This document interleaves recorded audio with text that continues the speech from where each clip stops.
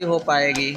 अब नजर डालते हैं 2061 से लेकर 2100 तक की घटना। इस सर्वर मार्स पर आबादी लगभग इंसानों के 3 लाख से भी ज्यादा पहुंच चुकी होगी और पिछले कई हजारों साल पहले विलुप्त हुए जानवर को उनके डीएनए की मदद से उन्हें फिर से जिंदा कर दिया जाएगा। इंसान स्पेस में मौजूद एस्ट्रॉइड में से भी मिनरल्स को निकाल उसे कलेक्ट कर ईंधन के रूप में इस्तेमाल करने लगेगा। उस सर्वर टेक्नोलॉजी की मदद से इंसान अपने खोए हुए पार्ट जैसे उंगलियों को दोबारा से रिग्रो कर पाएगा।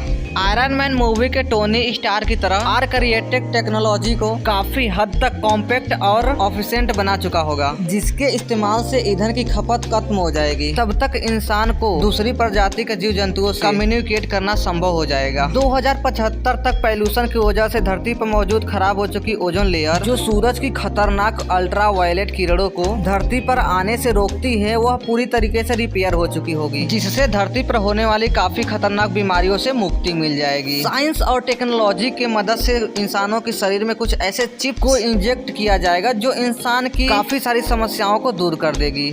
जैसे कि कोई इंसान अपना वजन कम करना चाहता है तो वो पेट में लगी अपने इस चिप की मदद से अपने खाने पीने की डाइट पर भी काबू पा सकेगा। इस समय टेक्नोलॉजी इतनी एडवांस हो चुकी होगी कि आर्टिफिशियल आंखें, सिंथेटिक ब्लड और यहाँ तक कि कानों के सुनने की क्षमता को भी काफी हद तक बढ़ा दिया जाएगा। यह समय ऐसा होगा कि लोग प्राकृतिक तरीकों की तरह से कम और कृत्रिम तरीकों की तरह से ज्यादा जीवित रह पाएंगे। नैनो टेक्नोलॉजी की मदद से आर्टिफिशियल ब्रेन का भी निर्माण हो चुका होगा। इंसानी दिमाग को कंप्यूटर से जोड़कर इसकी क्षमता को इतना बढ़ा दिया जाएगा कि वह ऐसी परेशानियों को भी आसानी से हल कर पाएगा जिन्हें एक नॉर्मल दिमाग की मदद से हल कर पाना संभव नहीं था। उस समय एक तरह हमारा दिमाग ही कंप्यूटर का रूप ले लेगा और इंसान का लाइफ स्पैन काफी ज्यादा बढ़ जाएगा। करीब 21वीं सदी के अंत में आने वाले मौसम में बदलाव के कारण अमेज़न रेन फॉरेस्ट का 80% हिस्सा पूरी तरीके से नष्ट हो चुका होगा, जिसका नतीजा यह निकलेगा कि धरती पर हर जगह ही सूखा पड़ने लगेगा। इस समय तक समुद्र के नीचे टनल्स का निर्माण कर काफी तेज गति से चलने वाली ट्रेन को बनाया जाएगा।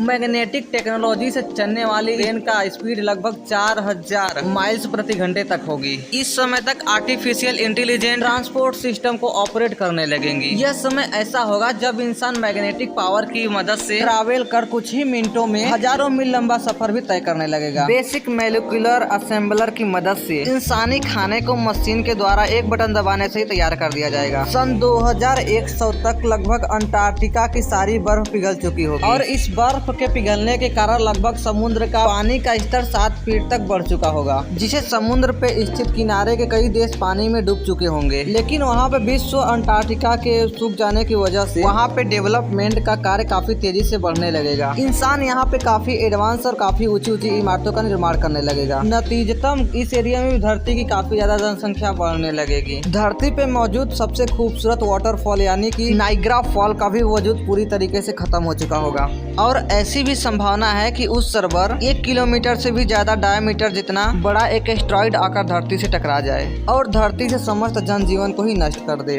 अब ये धरती से टकरा ही जाएगा यह पूरी तरीके से जरूरी ही नहीं है, क्योंकि उस समय तक इंसान कुछ ऐसी टेक्नोलॉजी के बना चुका होगा जो धरती से किसी भी बड़े एस्ट्रॉइड को टकराने से बचा सके।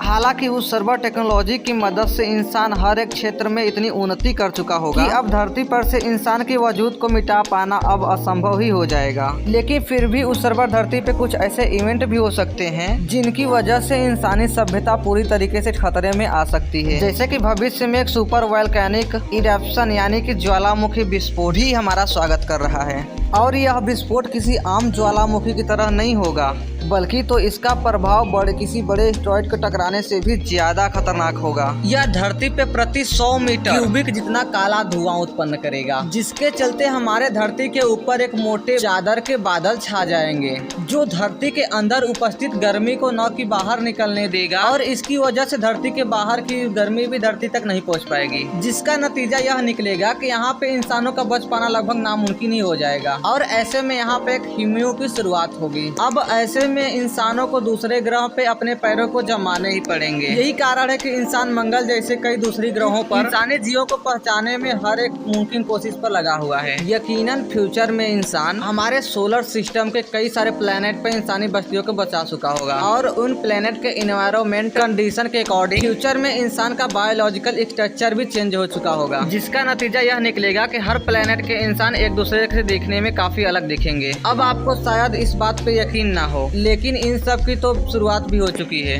एलोन मस्क की स्पेस एक्सॉल दुनिया भर से स्पेस से जुड़ी एजेंसियां इंसानी जनजीवन को धरती से बाहर स्पेस में पहुंचाने पर जुटे हैं। एलोन मस्क तो स्पेस एक्स के एडवांस रॉकेट स्टारशिप को 2018 से ही मंगल ग्रह पे पहुंचाने के कार्य में लगे हैं, जिसके चलते मंगल ग्रह पे इंसान को पहुंचने से पहले इंसानी जीवन को बसा पाने के लिए जरूरी सामान को पहले ही पहुंचा देना चाहते हैं। लेकिन ये सारा काम कैसे किया जाएगा? क्या सच में एलोन मस्क साल 2100 तक लाखों की संख्या में इंसानी आबादी को मार्स तक पहुंचाने में कामयाब हो पाएंगे? अगर एलोन मस्क की बात की जाए तो उन्होंने इन सभी सवालों पर हामी भरते हुए इसका जवाब काफी पॉजिटिवली दिया है। तो क्या आप जानना चाहते हैं कि इंसान को मार्स तक आखिर कैसे पहुंचाया जाएगा, कैसे वहां पे जीवन के नए सिरे की शुरुआत की जाएगी और आखिर वहां पर इंसान का रहन सहन और खाना पीना कैसा होगा? अगर जानना है तो कमेंट में अपनी राय जरूर बताएं। मैं आप सभी के सारे सवालों के जवाब में एक अलग से वीडियो लेकर के हाजिर हो जाऊंगा। और यह वीडियो अच्छी लगी हो तो इस वीडियो को लाइक करें और चैनल को सब्सक्राइब करें, और आप इसके बारे में क्या सोचते हैं अपनी राय कमेंट में जरूर बताएं। अब मिलते हैं ऐसे किसी इंटरेस्टिंग वीडियो के साथ।